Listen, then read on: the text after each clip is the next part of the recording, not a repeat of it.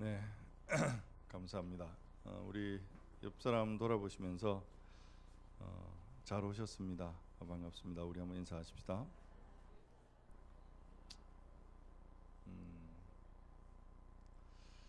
네, 계속해서 우리가 고민하고 있는, 기도하고 있는, 다시 한번 더 인사합시다. 의무를 지나 기쁨에 이릅시다. 우리 같이 한번 읽을까요? 예, 의무를 지나 기쁨에 이르는 우리 9.1교회 성도들이 되면 좋겠다. 계속 기도 제목 가지고 한 주 한 주 말씀에 대해서 인도함을 좀 받으려고 하는데, 지난주에 치열한 삶의 현장 속에서 결국은 우리가 주님의 그 주시는 음성을 듣고 어떻게 따라갈 수 있느냐라는 문제를 고민했다면, 교회 안에서 특히 주일날 예배에 참여하는 우리 지체들을 보면 우리 청소년부 지체들도 좀 있고, 또 부모들에 의해서 여기에 가만히 보니까 콕 끼어가지고 온 부모 자녀들이 의외로 많은 것 같아요. 그래서 내가 말하는 성령, 성령이 이끄시는 삶, 이런 것들하고 너무 이렇게 막연하게 느껴지는 분들도 있겠다 싶은 생각이 좀 들고, 다시 한번 예수님을 믿는다는 게 뭔가, 그리고 예수님을 믿는다면 우리는 어떻게 믿어야 되는가, 이런 부분에 대한 고민들을 좀 했으면 좋겠다라는 생각을 가지고 있습니다. 요한복음을 선택을 한 이유는, 요한복음은 우리가 공관복음이라고 그러죠. 요즘 누가복음을 묵상하고 있는데 마태, 마가, 누가는 예수님의 그 사역을 유대인의 관점에서 또 이방인의 관점에서 이런 어떤 관점에 따라서 예수님이 누구이신가의 문제를 집중해서 이렇게 보여주는 그 예수님의 이야기, 스토리 중심으로 나와 있습니다. 거기에 비해서 요한복음은 상당히 신학적인, 맨 나중에 사복음서가 기록되면서 상당히 조직적이고 신학적인 측면에서 이 요한은 예수님의 그 신성과 인성, 그 구원자 되시는 그분에 대한 소개를 하는데, 그래서 요한복음을 보다 보면 상당히 구조적으로 되어 있습니다. 특히 요한복음의 가장 핵심 키를 잡으라면 에고 에이미, 나는 뭐뭐다 라는, 나는 생명의 떡이다, 예수님 자기의 선언이 있죠. 나는 세상의 빛이다, 나는 양의 문이다, 7가지 딱 나옵니다. 그래서 오늘 여러분과 함께 좀 생각하려고 하는 부분들은 7가지 표적에 대한 이야기들을 좀 생각을 해보려고 합니다. 요한복음에서 가장 중요한 봉우리를 잡으라면 요한복음 3장 16절 우리가 너무나 잘 알고 있잖아요. 하나님이 세상을 이처럼 사랑하사 독생자를 주셨으니 이는 그를 믿는 자마다 멸망하지 않고 영생을 얻게 하려 하심이라. 여러분, 하나님이 오늘도 저와 여러분을 불러서 결국 가장 본질적이고 또 가장 첫 단계에서 오늘 우리에게 주시고자 하시는 은혜가 있다면, 하나님이 이처럼 세상을 이처럼 사랑하사 독생자를 주셨습니다. 그런데 이 독생자 예수 그리스도를 믿으면 멸망하지 않고 영생을 얻는다. 영접하는 자, 곧 그 이름을 믿는 자들에게 하나님의 자녀가 되는 권세를 주신다. 할렐루야. 오늘 이 자녀의 권세를 우리 모든 9.1 성도들이 누리시기를 주의 이름으로 축원합니다. 그 자녀의 권세에 대한 확신이 없이는 늘 신앙생활이 형식적이고 의무감에 매일 수밖에 없죠. 오늘 여러분과 함께 생각하려고 하는 그 주제는 7가지 표적이라고 그랬어요. 이 성경에 보면 7가지 표적이 오늘 본문에 먼저 나오는 물이 포도주가 된 사건이 나오고, 두 번째가 요한복음 4장 46절에서 54절까지 왕의 신하의 아들을 치료하는 사건이 나옵니다. 세 번째가 요한복음 5장에 보면 38년 된 병자를 치유하는 사건이 나오죠. 그리고 네 번째가 요한복음 6장 1절에서 14절에 오병이어의 기적을 기록해 놓고 있습니다. 그리고 요한복음 6장 16절에서 21절까지 갈릴리 호수 위를 걸으시는 예수님에 대한 기적. 그리고 여섯 번째가 요한복음 9장에 보면 나면서부터 소경된 자를 고치시는 사건이 나오고, 일곱 번째가 요한복음 11장 1절에서 46절까지 죽은 나사로를 살리는 사건이에요.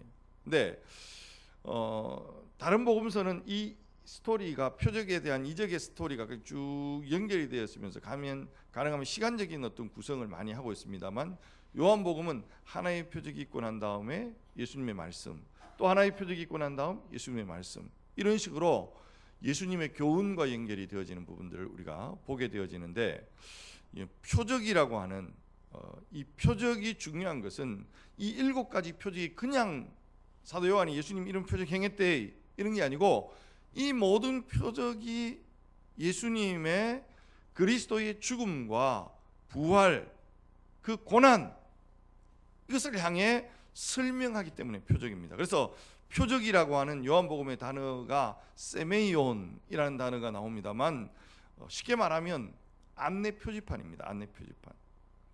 우리가 책을 볼 때 여러분 이 책 표지를 보면 이게 성경책이다, 아니면 이게 찬양집이다, 아니면 이게 신학서적이다, 딱 볼 수 있죠. 표지를 봤을 때 이 책이 어떤 부류에 속하는지를 알아야만이 책을 정확하게 볼 수가 있지 않습니까? 우리가 이 7가지 표적은 그냥 표적이 아니라 예수 그리스도가 이 땅에 왜 오셔야 됐고, 그분은 어디를 향하고 계시고, 그분의 삶의 목적지는 어디이며, 이런 전체적인 그림을 담아서 우리에게 소개하는 하나의 그림이다 라고 우리가 생각해 봅니다. 오늘 요한복음 2장은 그 현장은 결혼식장입니다. 여러분, 유대인들에게는 2차례에 걸쳐서 결혼식이 진행이 된다, 몇 번 이야기를 했어요. 첫 번째가 하나가 정혼입니다. 정혼. 그래서 정혼은 신부의 집에서 집행이 되어지는데, 우리의 약혼과 조금 다른 게 뭐냐면 실질적인 정혼을 하면 실질적인 법적인 부부가 되어집니다. 요셉과 마리아가 뭐 했죠? 정혼했다 그랬습니다. 이 정혼은 법적인 부부예요. 그러나 정혼과 결혼의 근본적인 차이는 뭐냐 하면, 법적인 부부이지만 육체적인 관계를 하면 안 되는, 그래서 정상적인 결혼식이 진행될 때까지 서로가 정절을 지키고, 특히 신랑은 집을 짓기 위해서, 신부는 결혼 모든 문화를 익히면서 신부 수업을 하기 위해서 1년 정도의 시간을 정절을 지키면서 목숨같이 기다림의 시간이 반드시 필요한 그런 모습을 보게 되어집니다.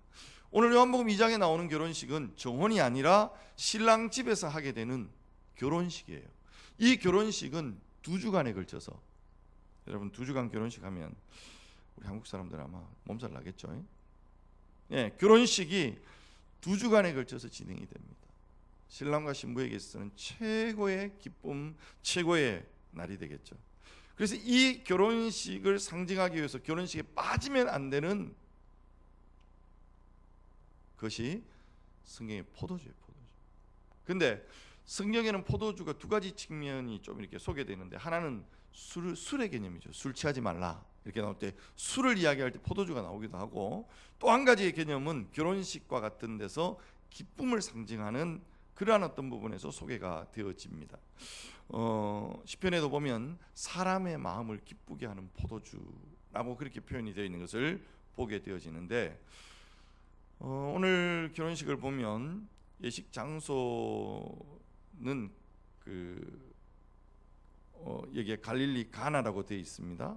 그런데 혼주 이름은 밝혀지지 않았어요. 아마 예수님과 먼 친척 관계에 있는 그러한 가정이 아니었을까. 뭘로 알 수 있느냐 하면, 예수님의 어머니와 예수님이 이 결혼식에 초대가 되는 거죠. 그래서 아마 예수님과 그 먼 친척 관계에 있는 사람이 결혼식을 했을 것으로 보는데, 문제는 결혼식이 아주 흥겹게 진행되며 절정에 이르다가 뭐가 떨어졌어요? 포도주가 떨어졌습니다. 여러분, 포도주가 떨어졌다는 것은 무엇을 암시하느냐 하면, 한창 절정을 향해 달려가는 결혼식이 무르익어 가던 그 결혼식의 기쁨이 끊어졌단 말이에요. 예식이 멈출 수밖에 없는. 여러분, 이것이 상징하는 표적이라고 하는 것은 안내판이라고 그랬어요. 그래서 이 상징성이 뭐냐라는 것을 오늘 여러분과 좀 많이 생각을 해볼 건데, 마치 포도주가 떨어진 것은 인류 역사에 우리 인생이 안고 있는 정확한 그 영적 상태를 그림원으로 보여주고 있는 게 아닌가. 여러분, 저 여러분이 하나님 안에서 창조되어질 때는, 하나님께서 이 세상을 만드실 때는 그리스도 안에서 신랑과 신부가 기쁨을 풍성히 누리도록 하나님의 원래의 계획이 그렇게 세워져 있습니다. 여러분 믿으시기를 바랍니다. 그 주님이 다시금 우리에게 신랑 되신 주님으로 오셔서 그 기쁨을 회복시키시고 다시 재림하셔서 그것을 완성시키실 텐데, 문제는 하나님이 만드신 이 원래의 계획, 인간이 하나님과의 관계 속에서 마치 신랑과 신부가 만나듯 기쁨이 있고 감사가 있고, 그것이 예배란 기쁨이에요. 하나님 만나는 기쁨이에요. 정말 하나님 만나는 즐거움이에요. 이 기쁨과 즐거움으로 하나님 앞에 나아가야 되는데, 문제는 죄가 이 세상에 들어옴으로 말미암아 우리 인생 속에 죄가 들어오니까 안식이 사라졌습니다. 인생은 땀 흘리는 수고를 할 수밖에 없었고, 온통 비통과 살인함, 살인과 모든 슬픔이 이 땅을 뒤덮고 있습니다. 요즘 세상이 도대체 어떻게 되려고 하나, 이런 생각들 많이 안 드세요? 부모가 자식을 죽이는 세상이고, 자식이 부모를 어디 하나 봐도 성한 곳이 없어 보이는 이 세상의 모습을 봅니다. 근데 성경을 보면 결국 우리의 인생의 본질을 그렇게 설명하고 있습니다. 우리가 아무리 과학기술이 발전하고 문화가 발전되고 문명의 이기가 발전되지만 마치 포도주가 떨어져 기쁨이 사라진 모습처럼 인류의 모습이 점점 더 변해가고 있는, 그래서 이 첫 번째 갖는 표적의 의미는 굉장히 중요합니다. 이 잔치는 다행히도 중단되지 않아요. 왜냐하면 예수 그리스도가 이 잔치에 초대되어 있고 이 잔치에 함께하고 있기 때문에 그렇습니다. 자, 오늘 본문의 2절과 3절 말씀을 같이 한번 읽어보겠습니다. 다 같이 한번 읽습니다. 시작. 예수와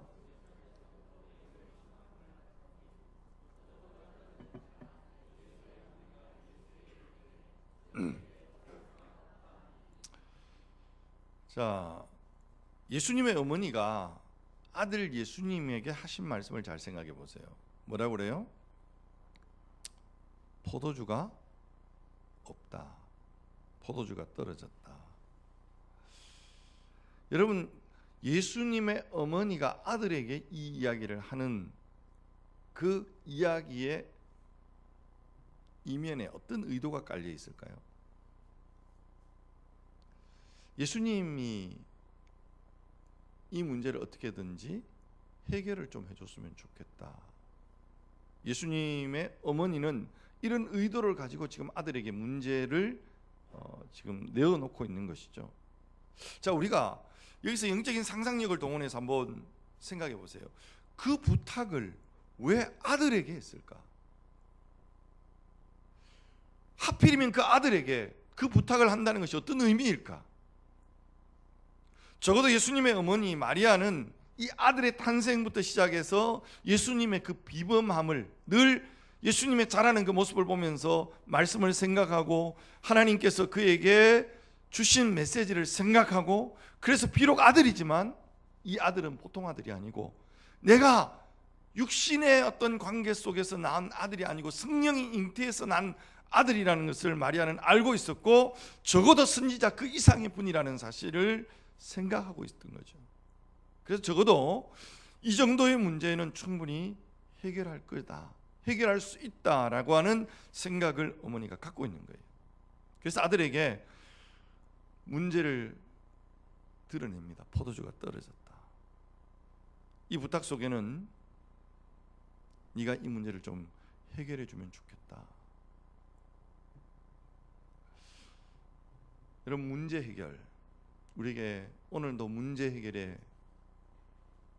오늘 짐을 안고 오늘 이 자리에 올라온 우리 성도들이 많이 있습니다. 근데 여러분,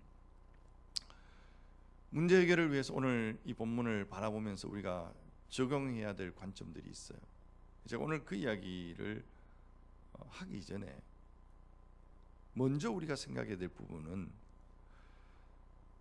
타락한 인생이 기독교의 이름으로, 복음의 이름으로 줄기차게 요구한 것이 있다면 늘 문제 해결의 종교. 예수님께서 40일 금식을 하고 줄이실 때 사단이 공생애를 시작하는 예수님에게 제일 먼저 시험했던 유혹이 뭡니까? 이 돌들을 명해서 떡덩이가 되게 하라. 다시 말하면 능력 종교입니다. 복음의 이름으로 능력을 행하는 종교를 예수님에게 요구하고 있습니다. 그런 측면에서 예수님의 어머니지만 그 필요, 문제 앞에서는 어쩔 수가 없구나. 예수님의 어머니가 아들에게 부탁한 게 뭡니까? 이 문제를 좀 해결해 달라는 거예요. 이 사건을 좀 해결해 달라는 거예요. 오늘 우리가 기독교의 복음을 생각할 때 먼저 우리가 좀 고민해야 될 부분들이 있다면 기독교의 복음의 핵심이 뭐냐? 우리의 문제를 해결하는 종교인가? 만약에 우리 문제 해결책을 위한 복음이라면, 만약에 문제가 해결되지 않을 때 우리는 쉽게 말라기서에서 백성들이 했던 말, 하나님 섬기는 것이 뭐가 유익하냐? 하나님 섬기는 것이 실로 헛되다. 세상을 살아가는 데 있어서는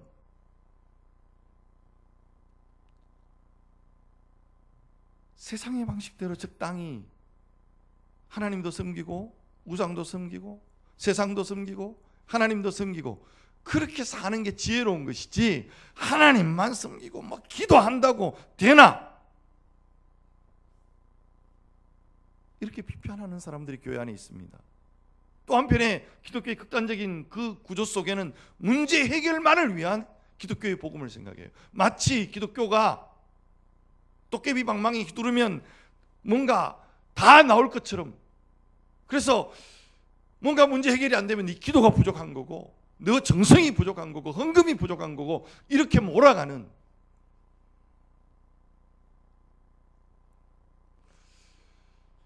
저도 그런 복음은 아니지 않는가. 내 문제가 해결되지 않는 현실 앞에서도 하나님은 전능하신 하나님이신 줄 믿습니다. 그분은 마땅히 나의 예배를 받으셔야 하고 우리 예배를 받으시기에 합당하신 분인 줄 믿습니다. 어머니가 아들에게 문제 해결을 부탁해요. 여러분, 비판하려고 하는 거 아니에요. 오늘 우리 문제는 늘 하나님 앞에 가지고 나와야죠. 그러나 여러분, 문제가 해결되느냐 안 되느냐의 초점이 아니라 문제를 가지고 나오는 그 대상, 그분이 누구냐, 여기에 오늘 먼저 우리는 초점을 맞추어야 합니다. 자, 오늘 본문에 4절을 보면 예수님의 반응이 나오죠. 우리 같이 한번 읽어보겠습니다. 다 같이 시작.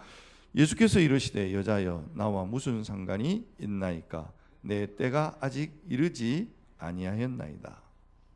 자, 이 문장을 끊어서 이해할 필요가 있어요. 여자여 이르시되 여자여 나와 무슨 상관이 있나이까?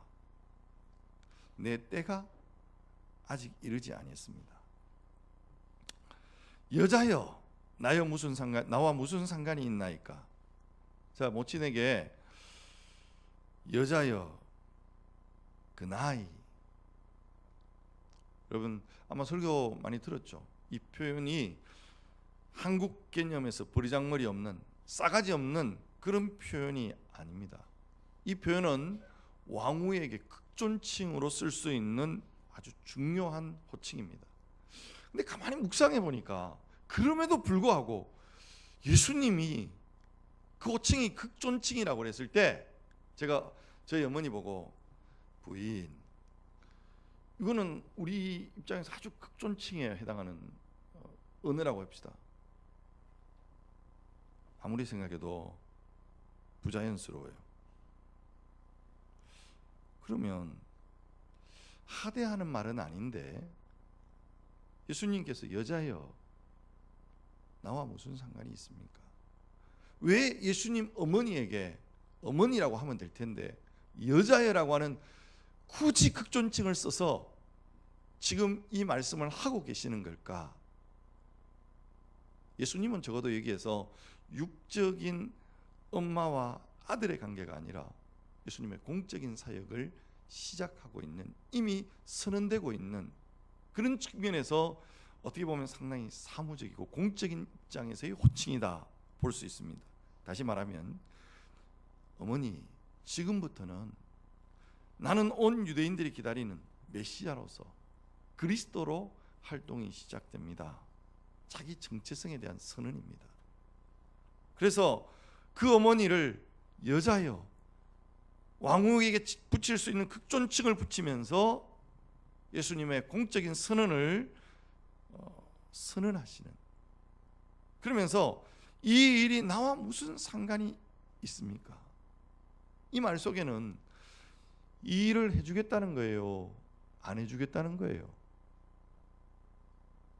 이런 표현이, 여러분 제가 목사님 이거 좀 도와주세요 그럴 때, 권사님 이 일이 나와 무슨 상관이 있습니까? 그러면 여러분 보고서 뭐 이러노? 들어주겠다는 겁니까? 안 들어주겠다는 겁니까? 안 들어주겠다는 이야기예요. 그런데 우리는 예수님이 뒤에 그 이야기를, 그 문제를 다 풀어내잖아요. 그래서 본문이 쉽지 않는 중요한 키워드가 여기에 있다고 생각해요.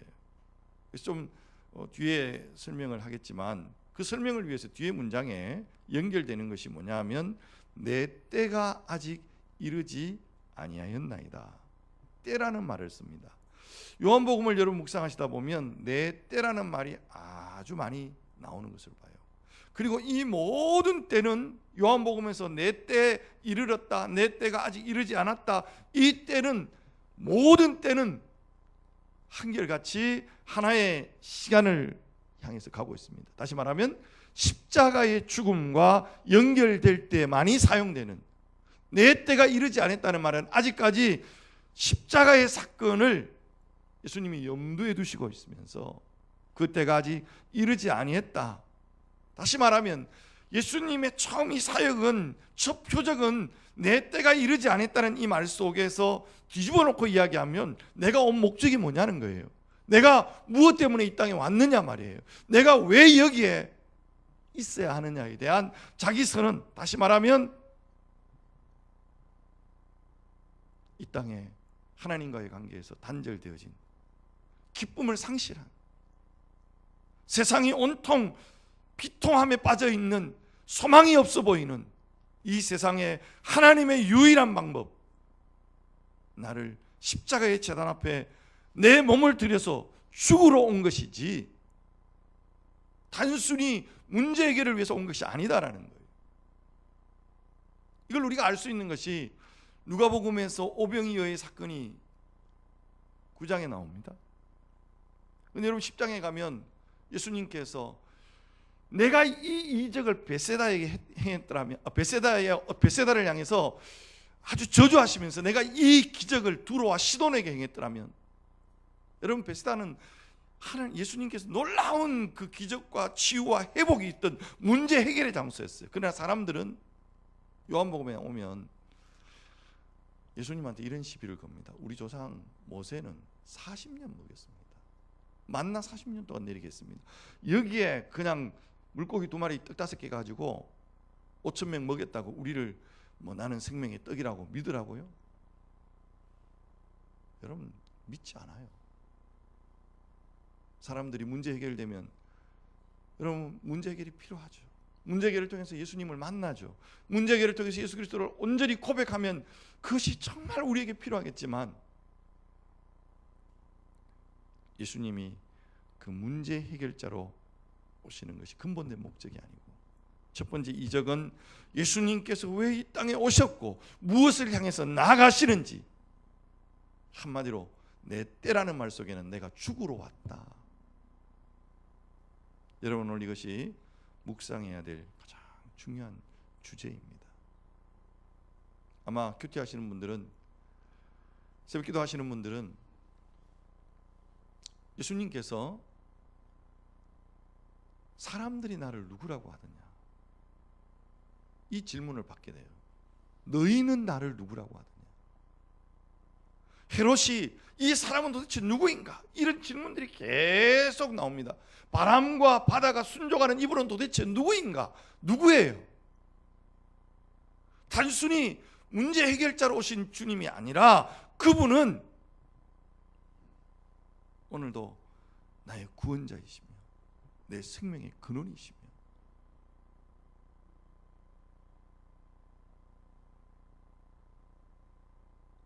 오늘 내가 믿고 따르는 예수는 누구입니까? 단순히 내 이런저런 문제들을 해결해 주는, 도움을 주는 그 정도의 주님이 아니라 이미 하나님은 나에게 값으로 지불할 수 없는, 값으로 치룰 수 없는, 값으로 계산할 수 없는 그분을 우리에게 주셨습니다. 믿습니까? 항상 기억하자고요.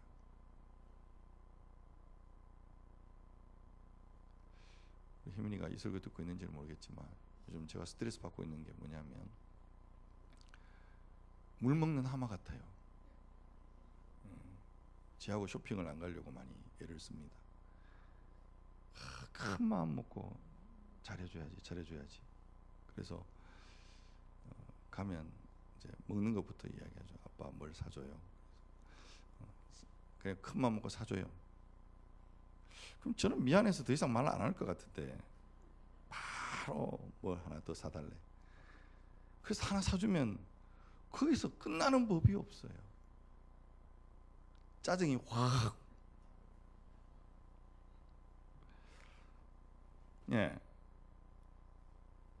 하나님이 우리 아버지가 되셨어요. 우리 청소년부 찬양한 것처럼 목자가 되셨어요. 여호와는 나의 목자시니 내게 부족함이 없어야죠. 우리는 마치 물 먹는 하마 같다. 줘도 끝이 없고, 늘 우리의 인생 이 시점에서 돌아보세요. 은혜 아닌 게 있는가? 은혜의 발자취라고 우리는 고백하고 늘 하나님 앞에 눈물로 감사하고 간증하지만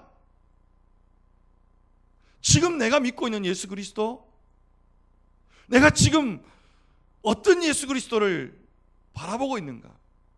우리는 늘 놓치지 말아야 될 부분은 십자가를 향해서 묵묵히 아버지의 뜻에 순종하며 이 땅에 오셨고 그 길을 가셨고 그 뒤를 오늘도 우리를 향해 따르라고 말씀하시는, 누구든지 나를 따라오려거든 자기 십자가를 지고 자기를 부인하고 날마다 나를 따르라고 말씀하시는 이 주님의 말씀.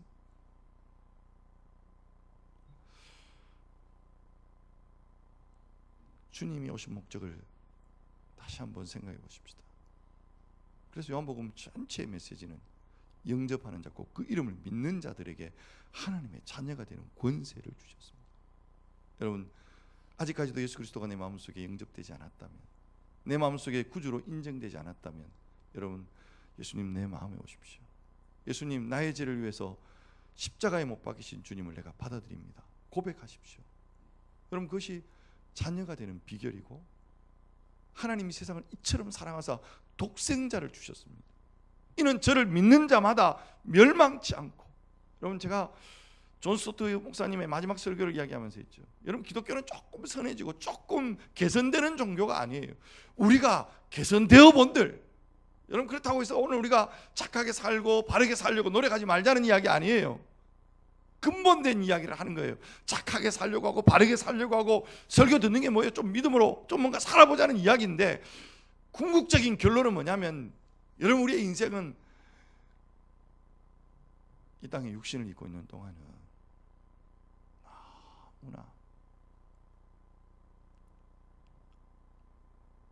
너무나 부족합니다. 너무나 하나님 앞에 내놓을 의가 어디에 있습니까? 하나님이 그것을 아시기 때문에 오늘 그 의를 요구하는 게 아니에요. 나만 바라봐. 내가 너를 위해서 아들을 내어놓고 그 아들을 십자가에 못 박고 그 아들을 희생시켰어. 십자가의 의를 바라보고 십자가의 공로를 바라보면 그 은혜가 내 안에 부음받아질 때, 그 은혜가 내 안에 비로소 깨달아질 때, 여러분 뭘 이렇게 해라 저렇게 해라 말 안 해도 그 은혜는 나를 이끌어 가더라고. 그 은혜가 나로 하여금 함부로 못 살게 하더라고. 그 다음 절을 봅시다. 5절과 6절 말씀입니다. 같이 한번 시작. 그의 어머니가 하인들에게 이르되 너희에게 무슨 말씀을 하시든지 그대로 하라 하니라. 거기에 유대인의 정결 예식을 따라 두세 통 드는 돌 항아리 6이 놓였는지라. 자, 여기 보면 6절에 유대인의 정결 예식을 따라 뭐가 있습니까? 돌 항아리 6개가 이렇게 놓여 있습니다. 유대인들의 가장 중요한 법이 정결법이죠. 이 정결법은 늘 집에 돌 항아리를 준비해 놓고 맑은 물을 거기에 채워 놓고 손님들이 올 때 손과 발을 씻도록 하죠. 여러분 여기서 마가복음 7장 3절과 4절의 말씀을 화면을 통해서 한번 같이 읽어봅시다. 다 같이 한번. 갑자기 됐어요? 성경 찾는 게 낫겠네요. 갑자기 지용 집사님이 화장실 가시는 것 같아요. 마가복음 7장 3절 4절 한번 찾아봅시다. 요한복음 앞에 누가복음 마가복음 7장 3절 4절 같이 한번 읽습니다. 다 같이 시작.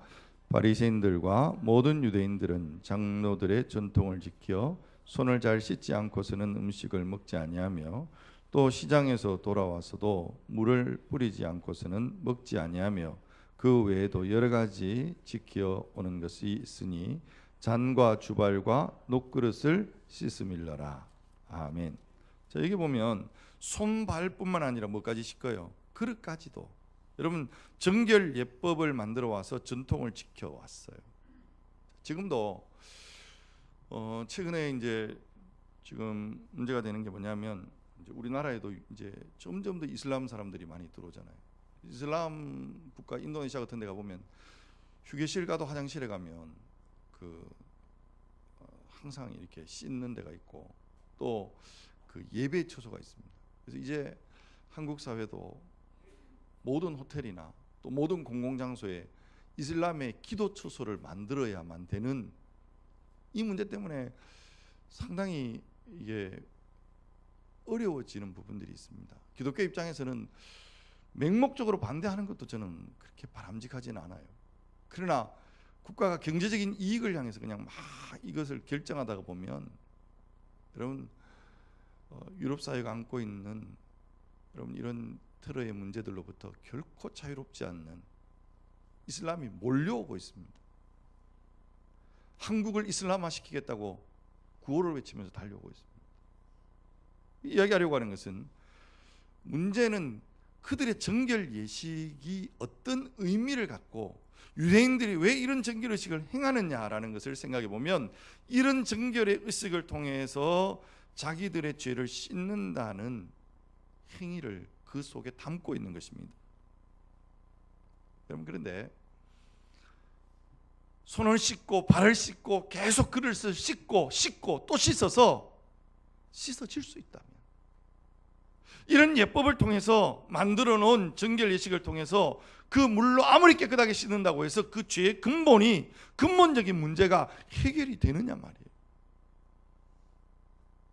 여러분 어차피 모든 종교는 기나긴 역사 속에서 이 행위를 끊임없이 우리 인간에게 요구해 왔습니다. 인간의 치성, 인간의 노력 이런 것들을 통해서 죄가 씻어질 거라고 생각하게 하는 거죠.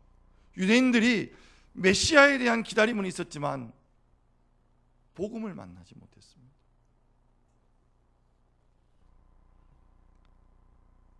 마틴 루터가 캐톨릭에서 거룩을 향해 나아가는 죄 씻음에 대한 어떤 그 의식을 이루어가기 위해서 고행이라는 것을 나름 그 마음속에 있는 이 죄의 문제 때문에 루터는 얼마나 치열한 영적 전투를 치른지 몰라요.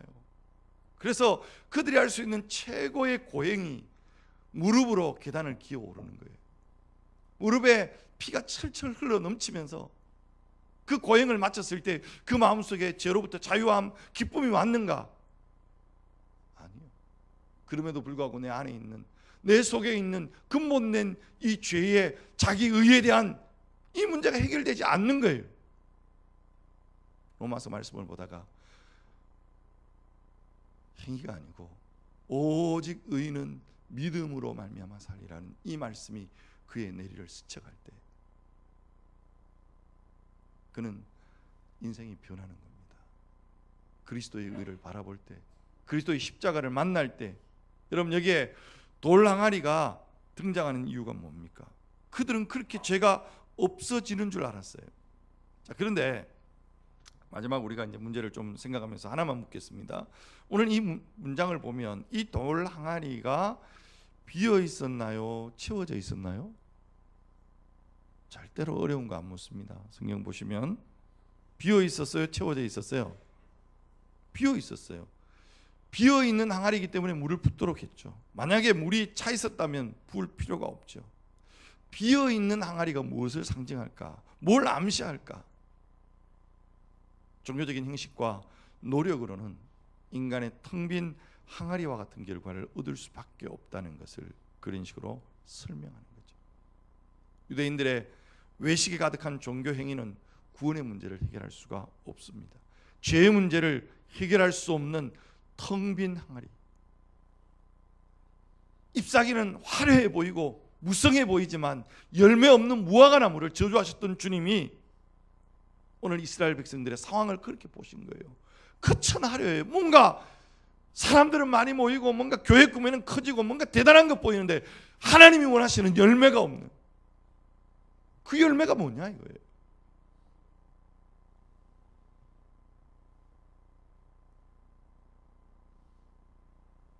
칠 절 말씀을 같이 한번 봅시다. 같이 읽습니다. 시작. 예수께서 그들에게 이르시되 항아리에 물을 채우라 하신즉 아기까지 채우니.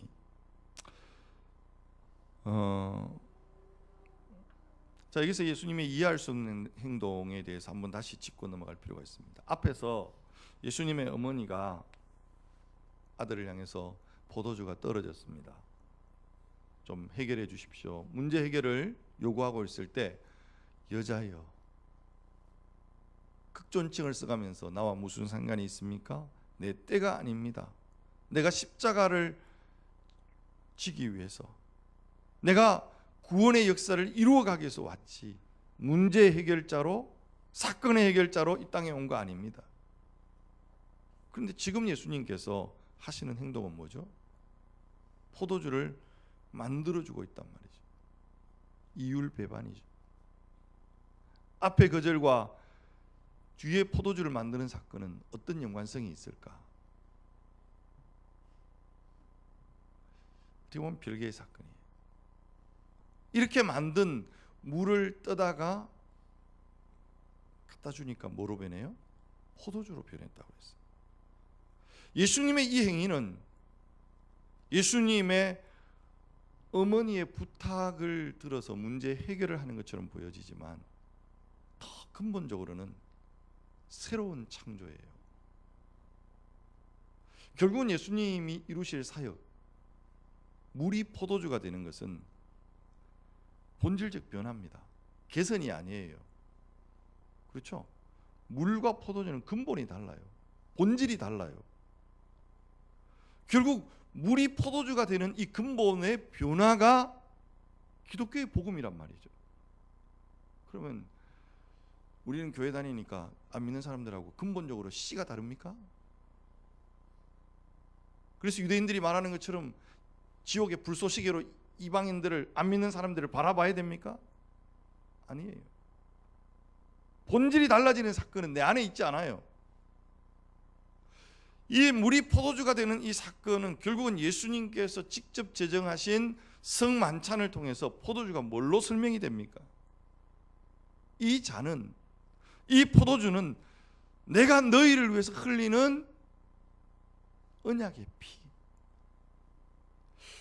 즉 예수님을 우리가 생각할 때 예수님께서 떠다 갖다 주라고 하는 이 포도주는 결국 예수님께서 십자가에서 흘리실 자기의 피를 상징하는 하나의 표적이라는 것이에요.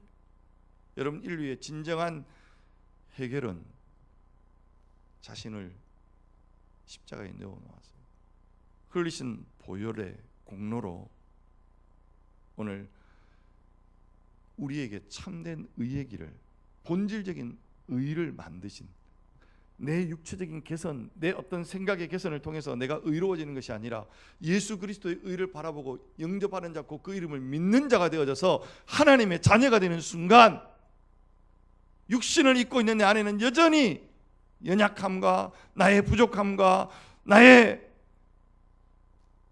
어설픈 삶의 모습 때문에 실패하고 넘어지는, 좌절을 경험할 수밖에 없는, 상처를 경험할 수밖에 없는 우리의 인생이지만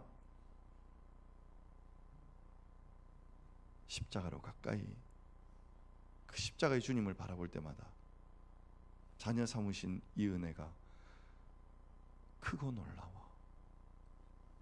가끔씩 찬송 부르다가 내가 이 찬송을 제대로 이해는 하고 불렀나?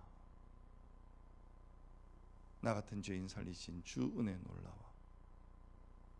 그 찬송을 부르면서도 오늘 우리의 가슴이 무뎌져 있는 모습을 볼 때마다 내가 소스라치게 놀랄 수밖에 없는 내 영적 상태. 사랑하는 성도 여러분, 오늘 말씀을 결론하면서 우리가 기도할 때 오늘 나는 어떤 주님을 예배하고 있습니까? 어떤 주님을 따르고 있습니까? 내 인생 속에 있는 문제 해결자, 사건의 해결자로만 하나님을 만나려고 하지는 않습니까? 헌신한다고, 봉사한다고 하는데 그 이면에 숨겨진 우리들의 동기가 뭔지를 다시 한번 본질적으로 살펴보셔야 돼요. 그래서 바라건대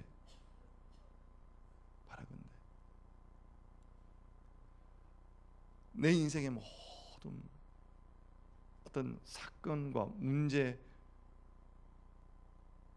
그 너머에 본질적으로 내 영혼을 구원하신, 나를 위해 십자가에 피 흘리신 어린 양의 그 보혈의 의를 주장할 수 있기를 바랍니다. 하나님의 자녀로서의 그 의를 우리가 확신할 수 있기를 바랍니다. 그렇게 되어질 때 여러분, 우리의 삶에 기쁨이 끊어진 잔치, 예수님이 이 땅에 오셔서 죽어주심으로 그 현장이 회복되는 겁니다. 슬픔이 기쁨으로, 잔치의 날로 바뀌어지는 이 은혜를 경험하고 보면 우리가 내 삶의 현장, 그러나 내 이웃들을 바라볼 때에, 내 가족들을 바라볼 때 여전히 잔치가 끊어진 이웃들, 기쁨을 상실한 이웃들, 겉으로 보기에는 화려해 보이지만 잔치가 끊어졌어요. 우리 아이들이 부르는 찬양 속에 십자가의 전달자라는 가사가 여러분 너무 우리가 살아가야 될 삶의 모습이 아닌가.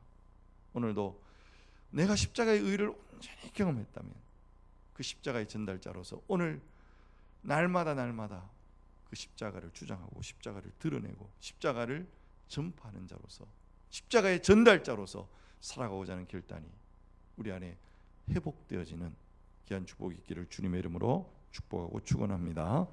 같이 기도하십시다.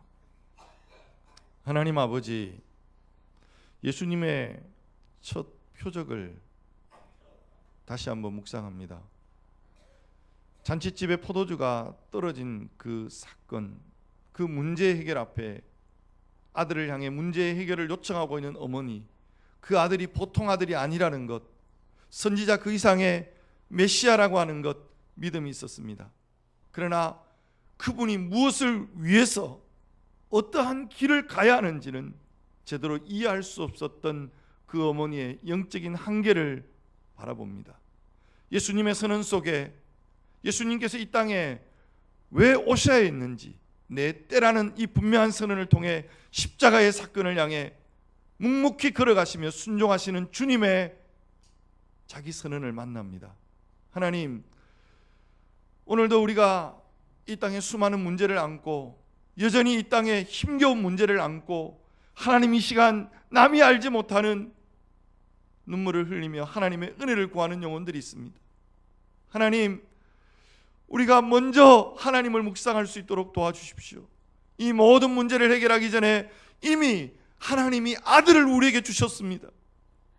하나님의 모든 것을 우리에게 주셨습니다. 그분이 나의 목자이십니다. 그분이 나의 생명이십니다.